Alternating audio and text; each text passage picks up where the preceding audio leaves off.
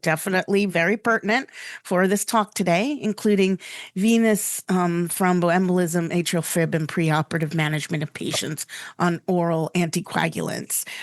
He has been written numerous journal articles and is the co-author of the CHEST guidelines on anticoagulation and thrombosis, lead editor of the textbook of Essentials of Hospital Medicine, as well as he's a master ACP, fellow of the Royal College of Physicians, and senior fellow of the Society of Hospital Medicine, and really look forward to his talk on anticoagulation and contraindications in older adults. Thank you, Dr. Dunn. Thank you, Helen. I'm really honored to be here and speak to you all about a topic that I find really interesting. I know it is very relevant to your practice. That's anticoagulation and thrombosis. And, when asked to speak about indications and contraindications, that could be as dry as it gets. We can run through laundry lists of reasons to give anticoagulation and reasons not to, but that would be pretty dull. So what we're going to do is we're going to hit some of the high points, some of the controversies and challenges, and maybe some cutting edge aspects of the field. As a hospitalist, it's been a great area of interest for me because we're always treating clots, causing clots, treating bleeding, causing bleeding. So it comes up very often. If someone may recognize this plant, if you want to guess, but that is sweet clover. And in Wisconsin, the cows were dying, and they did autopsies, and they were all hemorrhaging to death.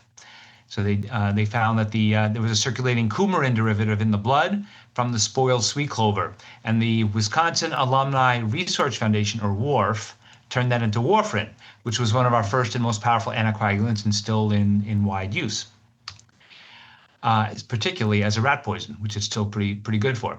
No disclosures to report. And the topic, there it is, Wisconsin. This is bacon and cheese flavored. I don't know if you can see my cursor. So I don't know if they're advertising this for the mice or for my kids, but either way, it's pretty effective. So the topics we're going to go through here. Number one, what's the best anticoagulant strategy for AFib patients on dialysis or CKD5? Can we use a DOAC? How long should I treat this VTE patient? Time limited or indefinite? Can we just sprinkle a DOAC on everything related to thromboembolism? Maybe.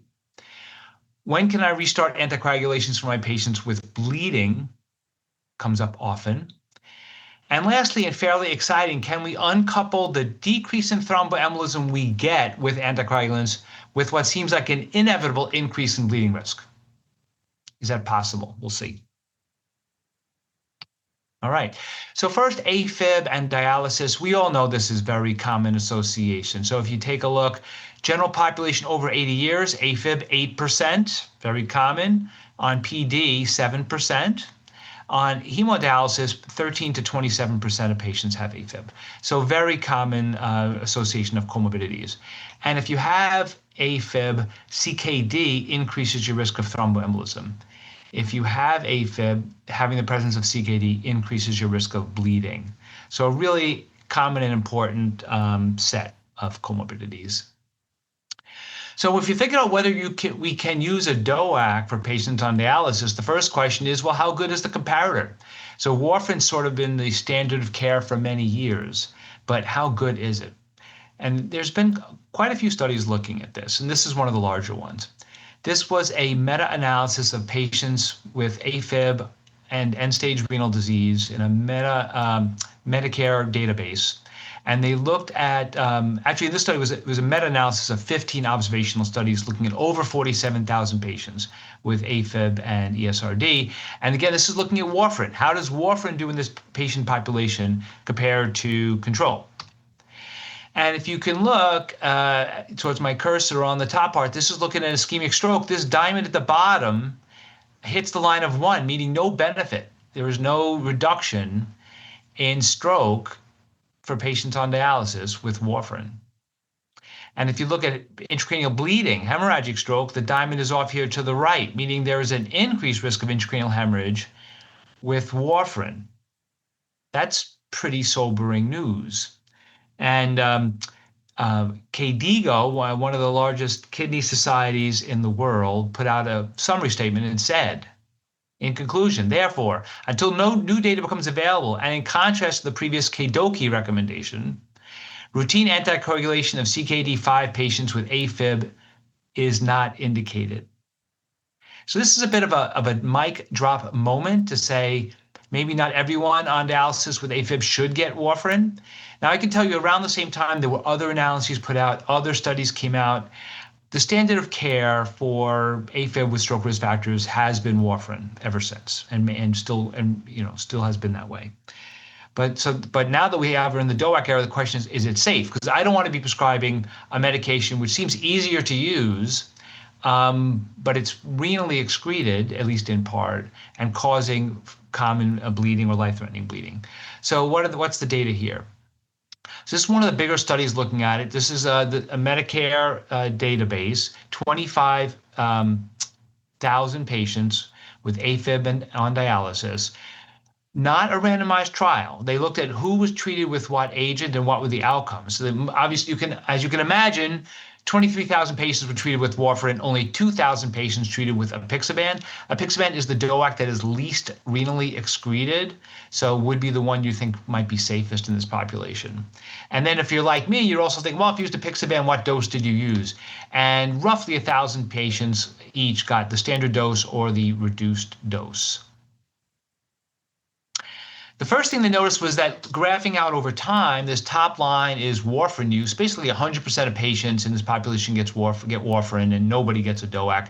Until 2013, when apixaban comes out, and people start recognizing it's easy to use and not that renally excreted, and it starts being used in this patient population. And this only goes to 2015, but it's clearly higher now.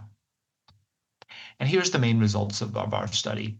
So you can see if you're looking at stroke or systemic embolism, no difference between apixaban and warfarin, so equal efficacy for stroke. But major bleeding, and again, my concern is apixaban causing more major bleeding because it's at least partially excreted, was actually lower for apixaban. Move this out of the way.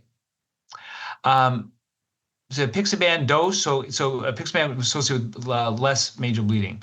So standard dose versus warfarin, the standard dose decreased stroke or death in the study. The low dose decreased major bleeding. And now I would expect the low dose to have less major bleeding than the standard dose of apixaban, but no difference in this study for no difference in bleeding. So to summarize the study, standard dose apixaban decreased stroke or death compared to warfarin, and the lower dose decreased major bleeding. So it's pretty good evidence that apixaban may be a solid choice here. And let me okay, very good. There's been a couple of randomized trials, but they're very tiny. This is a small study in 2022. They tried to enroll 760 patients. They only found 154, and they were randomized either to warfarin or to apixaban at one of the two doses, and they were looking for safety. What was the incidence of major or clinically relevant non-major bleeding?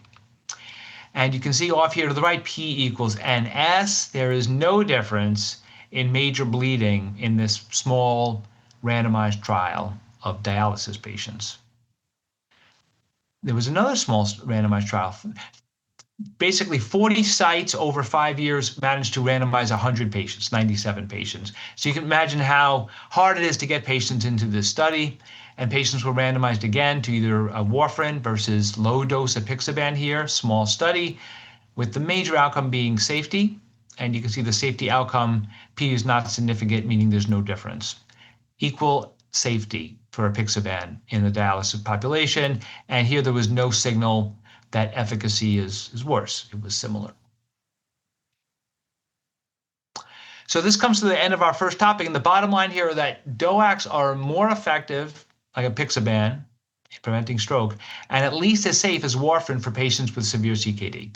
So for most of your patients with CKD5 or on dialysis, you can and probably should select a DOAC such as apixaban.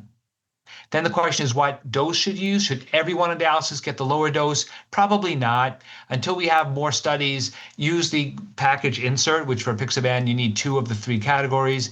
Age, many of your patients will meet it by age. Renal function, these patients will meet it for renal function, that's 2 out of 3. They will get the lower dose. The third category being weight.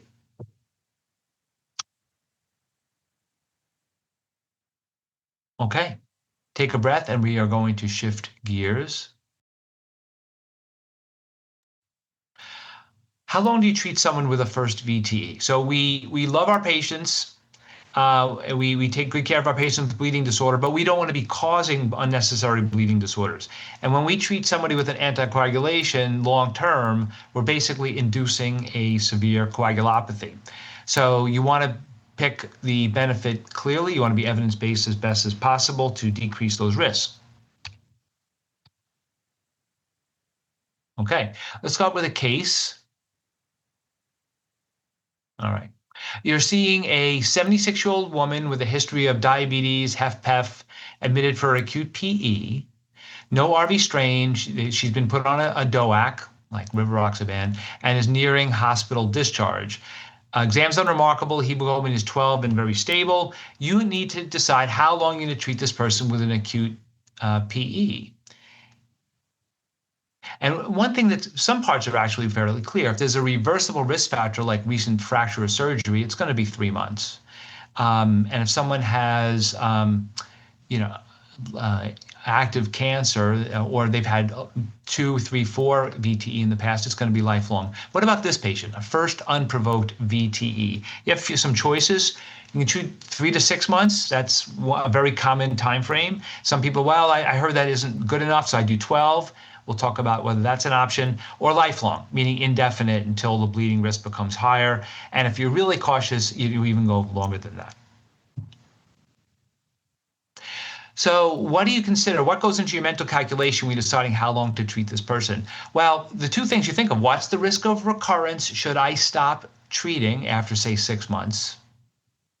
And what's the risk of major bleeding if I don't stop and continue anticoagulation indefinitely? And you can think of which number is higher, which number is lower, and then make your decision based on that. But then you have to think of what are the consequences of the two. Most major bleeding is fairly readily managed unless it's intracranial. And if I treat somebody for 6 months and then stop, and then 2 years later they have another VTE and have let's say a DVT in the leg, I'm not going to feel so bad, because at that point I can treat them lifelong, indefinitely. And all I did was save them 2 years of anticoagulation. The risk is that the next recurrence was fatal and they present with a fatal PE. Fortunately, that is rare. The recurrence presents with death 5% of the time, so it's not 0. What do the guidelines tell me? Hopefully they synthesize the evidence. Well, another option is say, well, what do you want to do? So shared decision making is always a good thing, and one way to solve this dilemma when the balances are similar. And then my favorite, as a hospitalist, I'm just a hospitalist. Go talk to your PCP. I'm sending you home on rivaroxaban. So that's not good enough for me or my team. We'd like to provide some guidance here. So there's plenty of data on this topic, and in general, indefinite anticoagulation wins and beats time-limited anticoagulation. It's one of the first studies, 3 months versus 24 months, and you can see the incidence of event rates very, very low if you're maintained on anticoagulation compared to placebo. But in this study, this trial was stopped early, so there was no period of time when people weren't on it, which raised the question of, well, maybe a year is good. And that's the Agnelli trial. And so one group gets 3 months right here, and then they discontinue treatment. And one group keeps going out till about here on anticoagulation. And you can see while you're on anticoagulation here, event rates are really low. The risk of recurrence is super low when you're on it. Then you stop around here, and there's this catch-up phenomenon. So the trial ended here at 24 months, and after 24 months, the incidence of VTE is the same in both groups. So giving a year does really nothing. If you're going to do a year, you're going to choose indefinite anticoagulation. So what I really want to know, and the guidelines say that, the guidelines say for first unprovoked VTE, we recommend indefinite anticoagulation as long as the risk of bleeding is not high. So what makes me worry is, well, and I wish there was a study that looked at this. What I want to know is what's the long-term risk for major bleeding during extended oral anticoagulant therapy for first unprovoked VTE. And then this meta-analysis came out, which seemed relevant. So it looks at exactly that. What is the incidence of bleeding when I'm continuing anticoagulation for these patients? This is a meta-analysis looking at 27 studies, including 14 RCTs. and extended that oral anticoagulation beyond the 3 months of initial treatment. About 17,000 patients were in this analysis. And here, this is a complicated looking table. There's a lot of rows, there's a lot of columns. So I've tried to simplify it for myself. It combines warfarin and the DOAC. Major bleeding on these agents about 1 to 2% per year. Intracranial bleeding, 1 out of every 300 patients per year. Fatal bleeding, 1 out of every 500 patients per year. So that's the harm we can expect to cause. It's fairly low, but it's not zero, and we don't want to cause any harm if we can avoid it. So they modeled this out for 5 years and basically said at least for warfarin, after 5 years, 1% of our patients will die from fatal bleeding. Now, if you look at the flip side, what if I continue this patient on anticoagulation indefinitely? And you'll get 1% at 5 years. What if I don't? What if I stop at, say, 6 months? Well, the incidence of recurrence is about 4% per year, and the risk of fatality from that is about 5% per event. Over 5 years, that comes out to 1% of our patients dying. Exactly the same estimate as bleeding. So we're really stuck in a conundrum of trying to optimize the management of our patients. So is there a way out? Yes, there is a way out, thankfully. And that's what I'm coming to. So what about lower dose? In other words, unlike AFib, unlike mechanical heart valves, prophylactic dose anticoagulation works for VTE. So maybe after 6 months, we can transition someone to lower dose, prophylactic dose, and it might work. And that's what these two studies looked at. The one on the left looked at apixaban versus placebo. The one on the right looked at rivaroxaban versus aspirin. And they had very similar results. So this is the apixaban study at the top. Recurrent VTE I'm going to show you here the second row. Recurrent VTE reduced from about 9% to 2%. That's pretty dramatic. That's a pretty impressive reduction with a low dose of apixaban, 2.5 or 5 milligrams twice a day, with no increased risk of major bleeding. That's impressive. Now, rivaroxaban, same pattern. Recurrence rate with aspirin 4%, recurrence rate with rivaroxaban 1%. Pretty marked reduction in event rate and no increased risk of major bleeding. So it looks like prophylactic dose of apixaban or rivaroxaban is effective, and it's now in the guidelines. So this is something I strongly urge you to consider for after the first 6 months of treatment, is to transition your patient to the prophylactic dose of these agents. Now, one thing you cannot and should not do is compare results across 2 different studies. So now we're going to compare results across 2 different studies. And you can see that the outcome rate for apixaban, the placebo group is about 8-9%, and for aspirin about 4%. Different studies, different populations, but it is consistent. A lot of internists don't like to admit it, with studies that show that aspirin is better than nothing. In fact, I think that is the tagline for aspirin: better than nothing, at least for VTE. So I wouldn't necessarily recommend it, but it does have some small degree of efficacy here. But what I do recommend is the prophylactic dose of the DOACs. Bottom line here, after initial full dose treatment for, say, 6 months, consider indefinite prophylactic dose of apixaban and rivaroxaban, even for your patients with active cancer. So a few months ago, a study came out looking at, well, what if they have active cancer? Probably need the treatment dose, and a lower dose is not going to be potent enough. Not the case. A study with apixaban a few months ago came out showing that in active cancer, you give 6 months, and then you bring them down to the prophylactic dose, and the results are very similar and very good. So an excellent choice. Okay, real quickly, should we be sprinkling a DOAC on everything? Probably not. And I'm mostly going to focus here on antiphospholipid syndrome, because I think it's really important for all of us to recognize that this is one indication where it looks like the DOACs lose compared to warfarin. Not a lot of studies on this. This was one of the first, apixaban versus warfarin for antiphospholipid syndrome. They enriched the protocol. They increased the dose of apixaban midway. They excluded patients that had a history of stroke to sort of level the playing field a little bit and stopped the study early. And alive without thrombosis was much better for the warfarin group than apixaban group. And what's really fascinating, and what I really find fascinating, is that this is consistent across multiple studies. If you told me this was in a single study, I might roll my eyes a bit and say small sample size. But in this study, the event type that happened was not VTE. It was stroke. And we're going to see that that's consistent across the studies of antiphospholipid syndrome. This is a study by Pango and colleagues. You had to be triple positive, anticardiolipin antibody, antiphospholipid antibody, and lupus anticoagulant, and a history of thrombosis. And you were then randomized for rivaroxaban versus warfarin and followed for a year and a half. And similarly, the event rate's very low on warfarin and higher on rivaroxaban. And what the pattern I just described is seen again, with most of the events being arterial, meaning stroke or MI. And probably one of the larger studies here was by Orty Ross, looking at rivaroxaban versus warfarin, INR goals of 2 to 3 or 3 to 4 if there's a history of recurrent events, 190 patients followed for about 3 years. And again, I do like consistency in a story. The event rates were much worse for rivaroxaban, 12% versus 6%. And that same pattern holds true. The events that we see are arterial.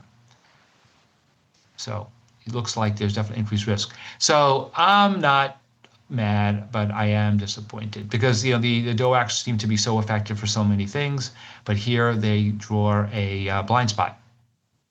Now, why? That's the question many of you might be asking. Well, and especially why for arterial thromboembolism ATE?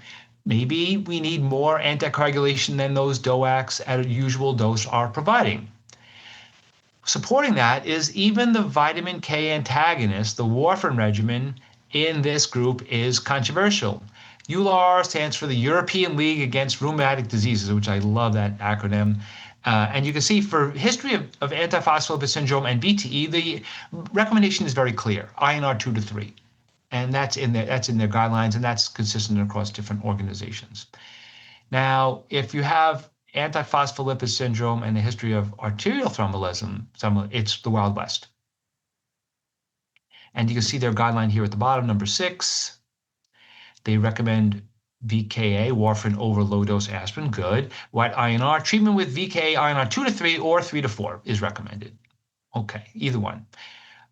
Considering the individual's risk. Treatment with a vitamin K 2 to 3 plus aspirin can be considered. So now we have 3 choices, 2 to 3, 2 to 3 plus aspirin, INR 3 to 4. And this is from another society. This is the International Congress on Antiphospholipid Antibodies, put together an expert panel and concluded we recommend that patients with antiphospholipid syndrome and a first VTE, INR 2 to 3. Again, very consistent and evidence-based.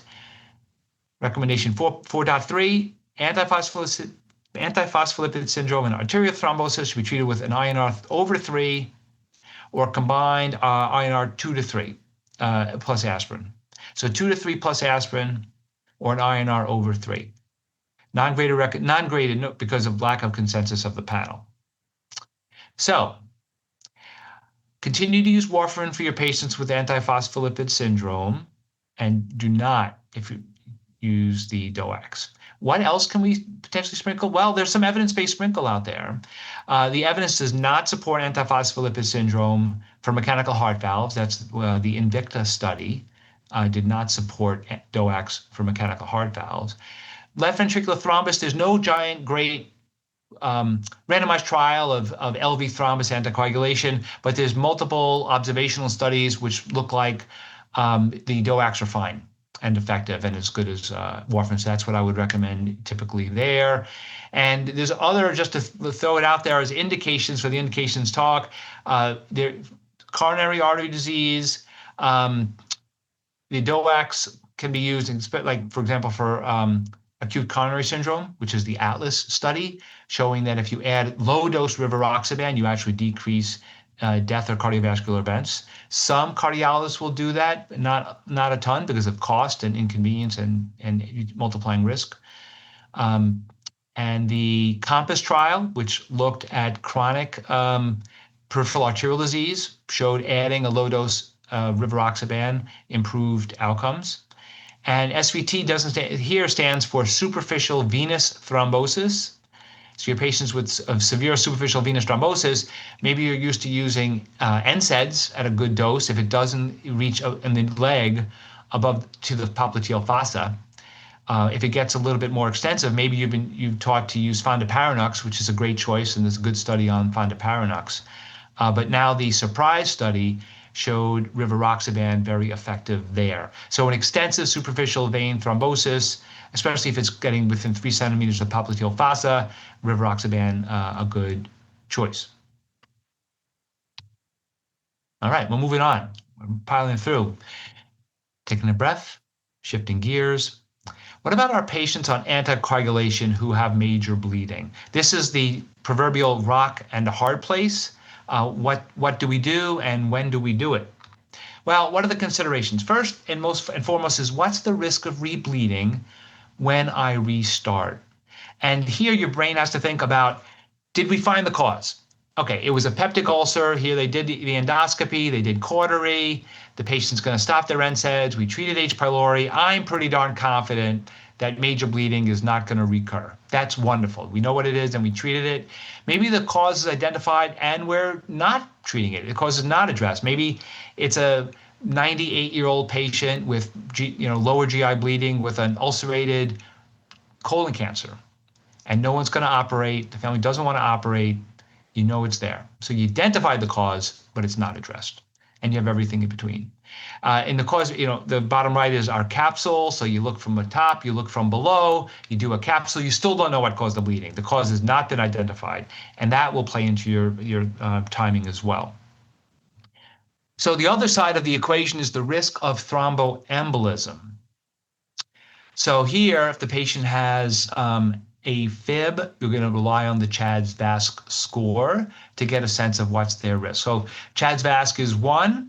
They probably don't need, or 2, and their second category is being female. They maybe don't need to be on warfarin at all, let alone when to restart. Their CHADS-VASc is 7, or they've had a stroke in the last 3 months. We are going to be more aggressive on the time frame. So what's the risk of thromboembolism? And of course, if it's mechanical heart valves, we'll be much more eager to get it restarted in a timely manner. The best of predictor that an event's going to happen in the future, like a stroke, is that one happened recently. So again, if the patient had a recent stroke or TIA, those are patients will be much more enthusiastic about restarting soon, and how many did occur. And one that I think is incredibly relevant to you guys is goals of care. I mentioned a 98-year-old with GI bleeding, ulcerated colon cancer. The patient and family are not interested in treating. It's advanced, it's metastatic. The family's talking about palliative care and hospice. What's the goals of care? In many of those cases, not being on anticoagulation is going to be the best thing for that person. Because if you put them on anticoagulation, they'll be in and out of the hospital with bleeding nonstop. And that is not the way some patients want to spend their last days, weeks, and months. So does the risk align with the goals of care? It becomes a really crucial question. There's no good randomized trial looking at, I'm going to start half the patients on this dose, restart their anticoagulation, and half I'm not, or half I'm going to restart at a month, and half I'm going to start at 1 week. But this study, I think, may be the best that's out there. It's a very large observational study, 1,300 patients, AFib with GI bleeding. It was on warfarin, so this is before the DOAC era. And roughly, by coincidence, half the patients had warfarin restarted and about half never had it restarted. And they looked at the timing. If warfarin was restarted, what timing looked optimal to decrease the risk of recurrent bleeding and decrease that risk of thromboembolism. And here's the main results. And again, I'm going to simplify this for us because it's a little complex. Now, the top rows and the bottom rows look at thromboembolism and death. And you can see, or maybe it's hard to see, in the first 3 columns, less than 7 days, 1 to 2 weeks, 2 to 3 weeks, the event rates are greatly reduced if you restart warfarin in these time frames. With the hazard ratios are way below 1. So that looks like the best time to restart within the first, say, 3 weeks. But what about harm? Well, what this study found was in the first 7 days, if you restart, the hazard ratio for bleeding is over threefold, 3 times increased risk of bleeding if you're starting within the first 7 days. So the sweet spot is here after the first 7 days, but before the first 21 days. So basically 1 to 3 weeks. And I rely on this greatly. Like if I have someone and I'm pretty sure why they bled or they stopped bleeding, the risk of rebleeding is not high, I'll often recommend restarting around a week. Not the next day after the scope, but around a week, 10 days. There you go. If the bleeding has stopped and we never identified it and looks like the bleeding has definitely stopped, maybe it's closer to 2 weeks or 3 weeks. You give it more time for whatever bled to completely resolve or reassert itself. So this, I rely on this 1 to 3 weeks often, and will often target that range. What about intracranial bleeding in the brain? And you may say, well, this doesn't relate to me. I'm mostly an outpatient doctor, geriatrics, internal medicine. So this is going to be up to someone else. Not necessarily the case, because a lot of times when these get considered to be restarted, it's a couple of months after the event, when you have a chance to take your breath, be thankful the patient's alive, and reassess if anticoagulation is going to be useful. So after intracranial bleeding, I love the acronym BRAIN. It's really good for a study on intracranial bleeding. Consecutive portion, patients with warfarin-related ICH. Warfarin was restarted in the hospital for about a third of patients. And restarting warfarin in the hospital is a great sign. It basically means that your bleeding was lower severity, or it means you had a mechanical heart valve and no one wants to keep you off anticoagulation very long. But it's a good sign if your docs felt comfortable enough to restart your warfarin back when you were in the hospital. So warfarin-related hospital, the best predictor of lower mortality is that your warfarin restarted in the hospital because it's associated with less risk factors. So if you're going to consider restarting, what's the right timing after intracranial hemorrhage? This was a retrospective review, 230 patients. 177 survived the first week, 60 did not. Overall, about half died during the time period of the study, and about 1/3 resumed their warfarin. And in terms of the timing of resuming warfarin, again, not a randomized trial, but the event rates are fairly appreciable per day in the first 60 days, and then drop pretty dramatically after 2 months and beyond. So maybe the first couple of months is not the best time to start warfarin for a patient who had an intracranial bleed. This is from the same authors, and they tried to sort of find the nadir of events when you restart. It looks like it's around 8 to 10 weeks, where intracranial bleeding and ischemic events, the combination is at their lowest. So the sweet spot might be 2 months after the intracranial hemorrhage. Could you get a randomized trial of anticoagulation for patients with intracranial hemorrhage? Tough study to do. It was done in the UK. These patients had AFib. They were on an oral anticoagulant and they came in with intracranial hemorrhage. This was 200 patients randomized to either restart or not restart. They were randomized a mean of about 3 months after the intracranial hemorrhage and really looking for non-inferiority. They wanted to know that the risk of bleeding was similar if we restart anticoagulation. They did not confirm non-inferiority. Now, if you're like me, double negatives give you a giant headache, so I wrote it out. Anticoagulation might be inferior. They didn't confirm it was non-inferior. Anticoagulation basically might be inferior. And you can see here the event rates, 8% intracranial hemorrhage if you're on anticoagulation versus 4% without it. So it looks harmful in this population. So what do the guidelines say? How do you synthesize all of this relatively uninspiring news and concerning data? Well, if you have a compelling reason to restart anticoagulation, such as a mechanical heart valve or left ventricular assist device, you make every effort to restart soon. And what soon means, whether it's days or weeks, is going to be a decision between us, the cardiologist, the neurosurgeon, whoever it may be. And that's in the top row here. So early re-anticoagulation, if possible, is recommended. Now, what about AFib? And I don't know about you, but this is most of my patients on anticoagulation, an awful lot. If you have AFib and you've had an intracranial hemorrhage, it is not a when, it's an if. So that is a tough call of whether to ever restart anticoagulation in those patients. And it'll be multidisciplinary. We'll be talking to our specialists. So in patients with AF and ICH, when you do, in whom the decision is made to restart, meaning in some the decision we made not to restart. When you decide to restart, about 8 weeks later is probably the sweet spot of when to restart in those populations. It's going to be heavily individualized and multidisciplinary. So the bottom line here, resumption in intracranial hemorrhage and AFib, there's equipoise, whether you restart or not. The timing is probably a few days or a week or two for mechanical heart valves and 8 to 10 weeks for our AFib patients. Shared decision making here is going to be crucial. It's the Goldilocks phenomenon for GI bleed. Less than a week is probably too soon. Beyond 3 weeks, for some patients is too long. In some patients it's going to be fine, but in some patients it's going to be too long, and the sweet spot might be in that 1 to 3 week period.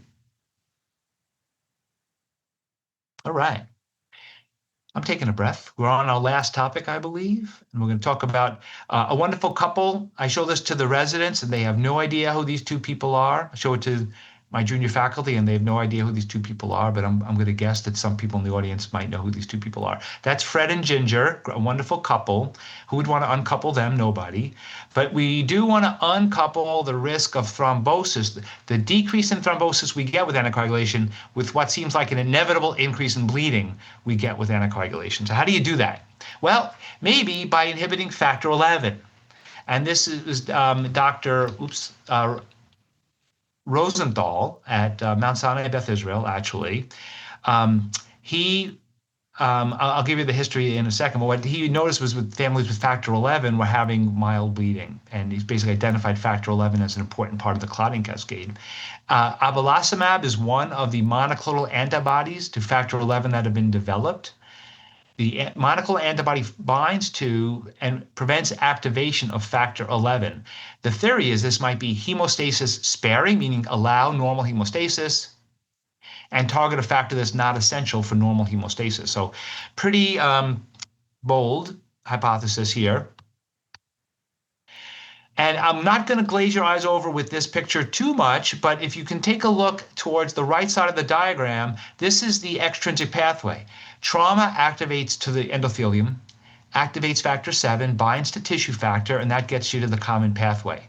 That's factor 10 and 5, activating thrombin, activates fibrin, causes the clot. So ideally, you'd like to keep this limb intact. Well, what about the intrinsic pathway over here? Factor 12 activates factor 11 to factor 9, and boom, we're at our common pathway. 10 and 5 activating prothrombin to the fibrin clot. Well, the monoclonal antibody acts only on the intrinsic factor, factor 11. So it was 1950s. Dr. Rosenthal at Beth Israel in New York described 4 generations of a family that was bleeding after certain procedures. He looked at their plasma. It would clotted slowly in tubes like patients with hemophilia, but then he mixed in the plasma for patients with hemophilia to see if it was hemophilia. And it was not, because this clotting disorder in vitro corrected completely. And in 1961, it was named factor 11 and added to the clotting cascade. This factor 11 deficiency is a very mild disorder. You almost never get spontaneous bleeding, but you do get mucosal bleeding after procedures, mostly ENT and GU. So is this an attractive target for a medication, for a new anticoagulant? Well, it seems that way. So this two studies came out recently. They were very large, looking at AFib patients, looking at rivaroxaban in one group for AFib, where these patients all had CHA2DS2-VASc 4 or higher, versus abelacimab, the monoclonal antibody to factor 11. So 1,200 patients. What's interesting is rivaroxaban is given at the dose and abelacimab is given sub-Q monthly, which is interesting because if you take it and it works on the first of the month and you get into a car accident on the on the 10th of the month or 2 weeks later, you have a full dose anticoagulant in your system. So that may be problematic. And I'm going to assume that if one of these medications ever comes to market, there will be a parallel emphasis on developing an antidote. So the primary outcome here was major or clinically relevant non-major bleeding, because the idea is that efficacy might be the same, yet less bleeding, maybe a safe anticoagulant. And here's the demographics of the patients.